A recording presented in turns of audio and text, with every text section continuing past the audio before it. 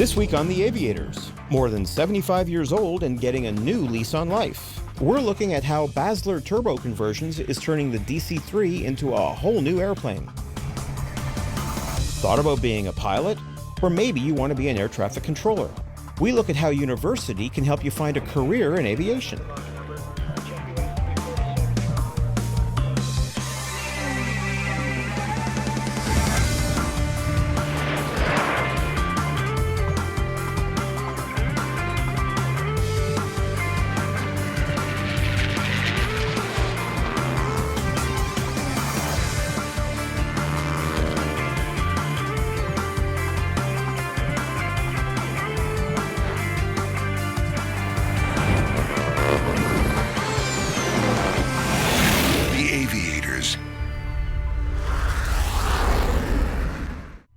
Earlier this year, airline pilot Jeff Lewis looked at the Boeing 787 Dreamliner, the manufacturer's latest in their long line of commercial jets.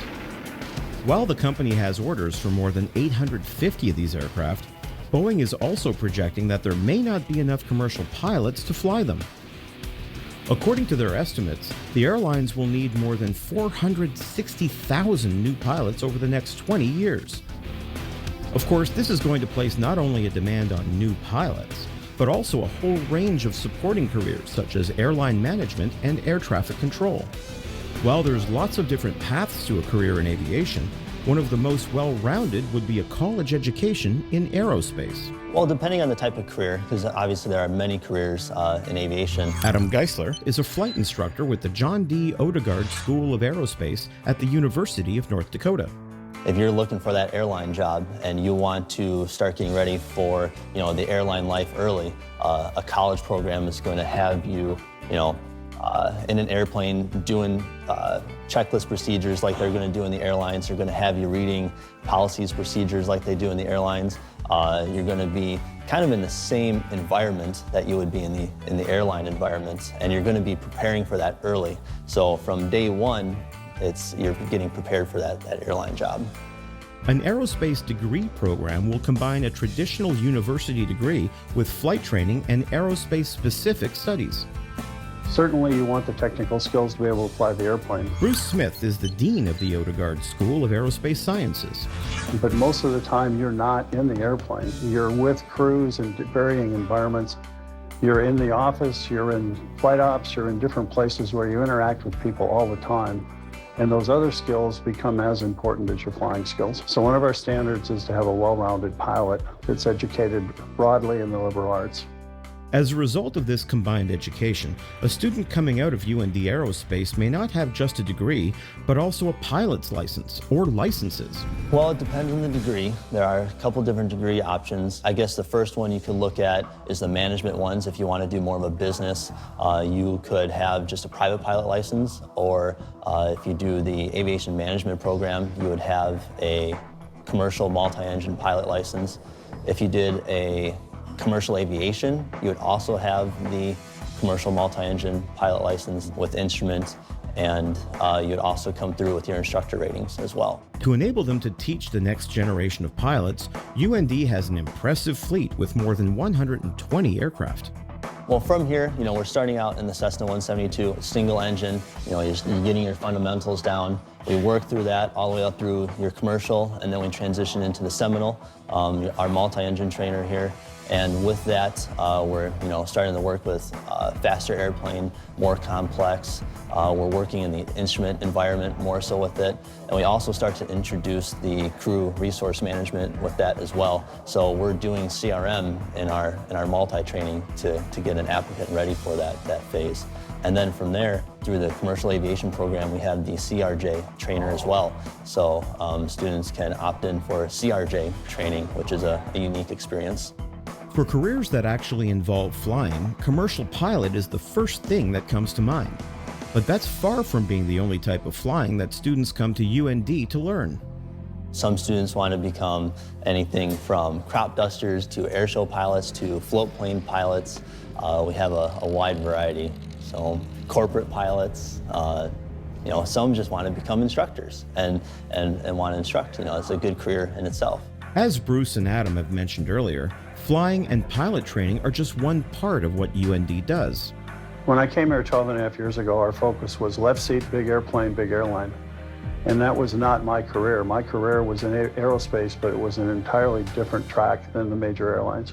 And so when I came here, we started to diversify into all the other jobs that are a part of aerospace, certainly with the emphasis on commercial aviation and flying with the airlines, which is still our largest major, but diversifying into all the other opportunities.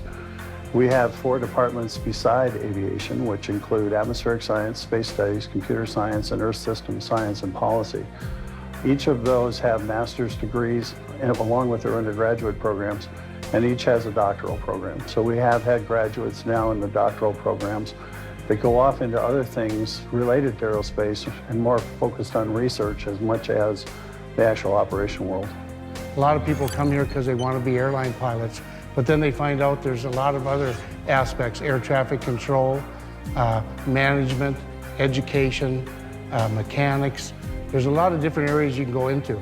And also the nice thing is we also have business degrees. So a lot of people get a business degree.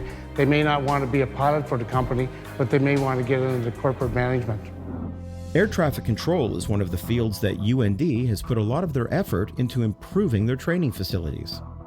They now have a 360-degree tower simulator where students can experience being a controller without putting a 70-ton airplane at risk. Now Curtis, our resident air traffic controller, could jump into this simulator and start controlling airplanes no problem. But it's much more entertaining to throw someone with no ATC experience in and see how they do. Okay, so we're gonna have an aircraft coming in on our downwind over here. Okay. We can also see it on our screen, KLM 983, heavy. Okay. We're gonna write our strip out.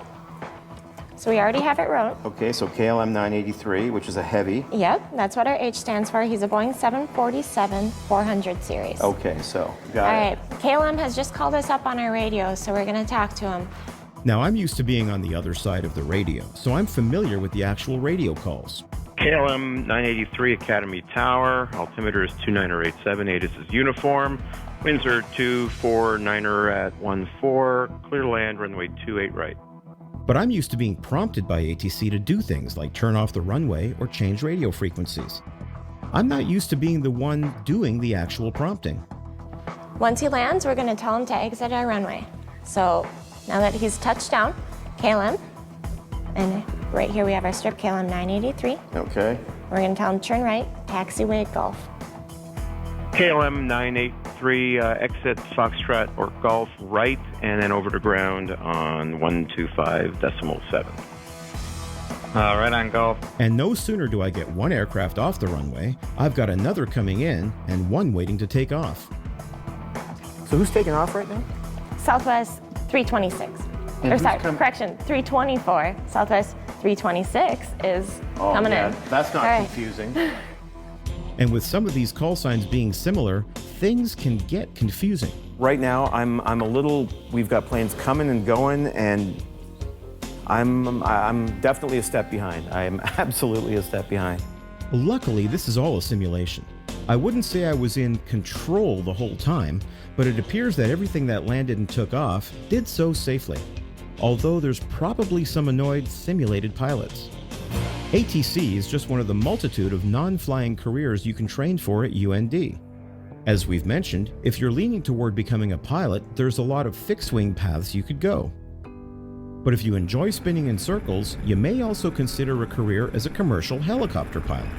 Helicopter piloting, correct me if I'm wrong, you don't fly a helicopter as often for pleasure as you might flying a Cessna on the weekend. It's really a working, if you're a helicopter pilot, that's probably your career. Definitely. Unless you're rich and you own your own helicopter and you can afford to take it out every day, then yeah, it's a working machine. And that's kind of what we do here at UND is train career pilots. As part of their array of simulators, UND also has a helicopter simulator, and when the students are ready, a fleet of helicopters are waiting for real-world experience. Now, regular viewers of our show will know that I've had some fun in commercial airline simulators in the past, so it seemed the perfect fit for me to give a helicopter a try. While they both fly through the air, helicopters and fixed-wing airplanes operate completely differently. So my experience as a private pilot really doesn't help a whole lot here. So we got 3 primary flight controls here. You're going to have your cyclic in the middle. You got your collective down here with your left hand, and you got your anti-torque pedals with your feet, not rudder pedals. Okay, so I would know this as my yoke, my, I don't know what, handbrake from my car. Perhaps your prop pitch or throttle, I guess, would be... So this would be my throttles and pitch, okay, and these would be my rudder pedals. But, so cyclic, collective, and torque. We'll call them the pedals, yeah. The pedals, okay. Now I know what the controls do, but actually using them is a different challenge. And we will need a left pedal a little bit as we increase collective, so when the nose starts to yaw to the right, just increase the left pedal.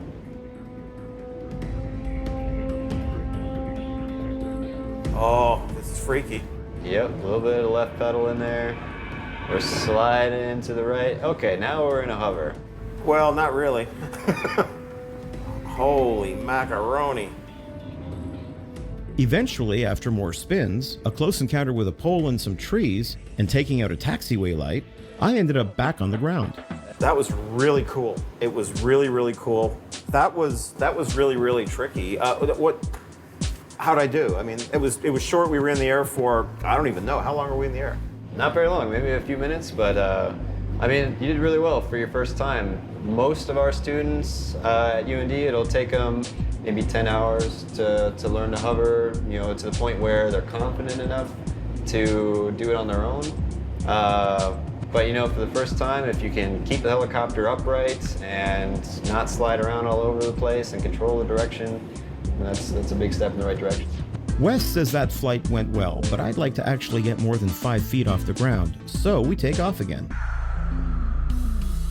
Using the cyclic to increase our forward airspeed and bring in some collective to start increasing our altitude. Basically what we're going to do is the helicopter is going to move through effective translational lift, which is basically where we're moving out of our own downwash into clean air, and we're going to get a little bit of an aerodynamic boost. So you can feel the helicopter start to rise up simply by moving forward. You know what? This feels a little easier to me. Is that me or? Yeah, this should be a little bit more intuitive. It's a little hard to get a sense of what level is though. For that, yeah, we'll use the tip path plane and the horizon. So right now we're just a tiny bit nose up. Right about here is level.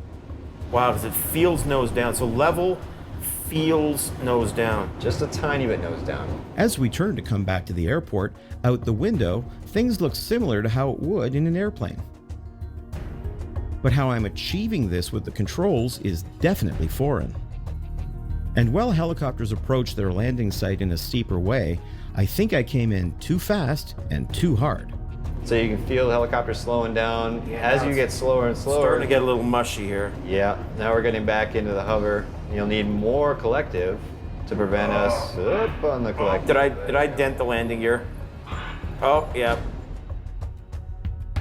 Okay, so brutally honest, how bad of a landing was that?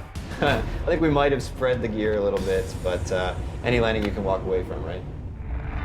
Now, I won't be flying a helicopter or doing any air traffic control anytime soon, and if I were going to school, there would be a whole lot more training before I'd face real-world scenarios. What we say up here is all you need is passion, and we'll provide the rest.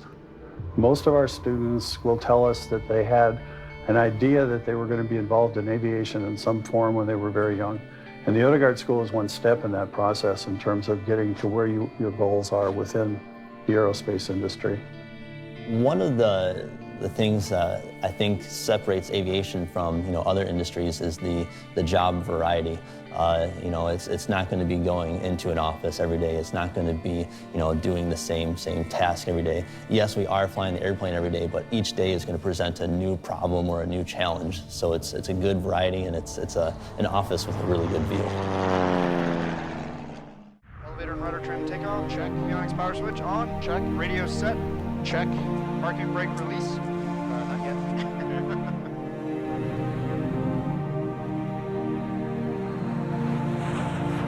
The airplane flies beautifully. I love flying this airplane. This is the forefront of engine design technology. Shh, it's quiet and sleeping right now. But in 7 or 8 weeks, it'll be full of life. There's some additional risks and things that you need to know before you go flying at night, but with a little bit of training, flying at night is within any pilot's reach. I love working around airplanes. My dad was a private pilot, and I've grown up around airplanes. Air shows all my life. Look to the left. Oh boy, ladies and gentlemen, on the left. My job at the air show is, one, to make the aerial performers look like they're the best thing that ever happened on the planet. Number two, to tie things together so that there is a flow to the show. One that's used least is to be that safety link in case something actually does go wrong. He called us later saying that if we hadn't been there, he thought he would have crashed. It truly is one of the most impressive pieces in aviation heritage that's flying today. So the more we can get people in aviation to fly and to love that passion for flight, as well as to support the men and women of our armed services, if I can help do that, that's a great accomplishment for my life.